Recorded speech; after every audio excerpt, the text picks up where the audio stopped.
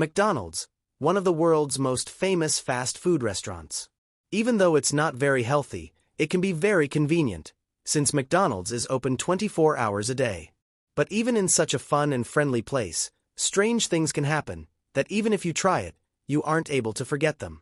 Something like this happened to me, a story so unnerving and terrifying that I'll never forget. It happened 3 years ago, when I was 17. I was in desperate need of a job, because to complete my education I needed to pay off my college fees. Finally, I got a job in McDonald's to make my boss happy. I had to work whatever shift he asked me to do, whether it be a night or a day shift, and to work as many hours as he wanted. At this point, I had been working at McDonald's for 3 months, but I had only been working day shifts. One day my boss called me into his room and told me that because I had been working at McDonald's for months now and gained a lot of experience, I was ready for night shifts. My boss also told me that night shifts can be very quiet, and asked me if I had a problem with it. I told him that no, it wouldn't bother me. My boss told me that I would start my night shifts from Saturday, that'd be from 12 o'clock till 5 o'clock. I arrived at McDonald's at 12 o'clock on Saturday. My manager told me that my tasks were to refill the ketchup, mayonnaise, and barbecue sauce bottles, clean the floor, and clean the tables. He gave me a long list of things to do. After telling me everything, the manager went home. McDonald's was fairly quiet that night, but I didn't really notice the silence because I was busy in my work. I needed to do a lot. As I was doing my work, I never really noticed the time, and suddenly it was 2 o'clock. It was a little odd, I noticed, that no customers arrived in McDonald's until that time, but I was fine with it. I just wanted to finish my work quickly, since tomorrow I had to report it to the manager.